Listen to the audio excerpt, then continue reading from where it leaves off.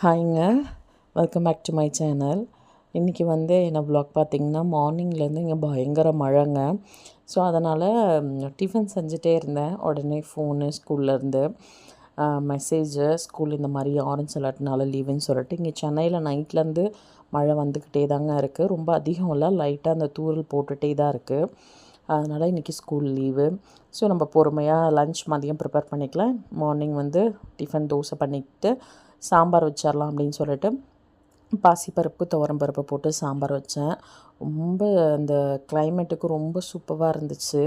So எனக்கு வந்து கல் தோசை தான் ரொம்ப பிடிக்கும். நான் அதை தான் ப்ரிஃபர் பண்ணுவேன். பசங்களுக்கெல்லாம் ரோஸ்ட் பண்ணி கொடுத்துட்டு நான் வந்து கல் தோசை போட்டுக்கிட்டேன்.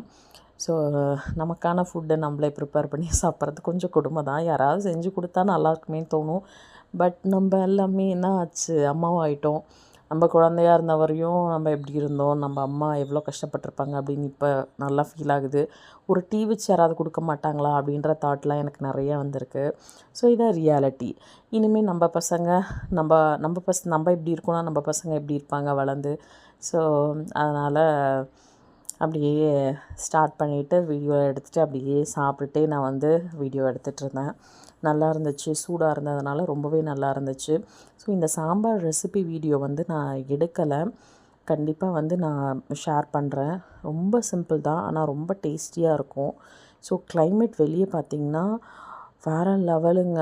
அப்படி சில்லுன்னு ரொம்ப நல்லா இருந்துச்சு. ஸோ நானும் பாப்பாவும் காலையில் கொஞ்சம் நேரம் பால்கனியில் நின்று அதை வந்து ஷூட் பண்ணிகிட்ருந்தோம்.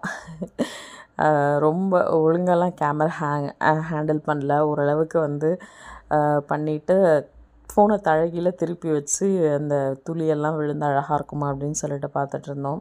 ஒரு மாதிரி நல்லா இருந்துச்சு.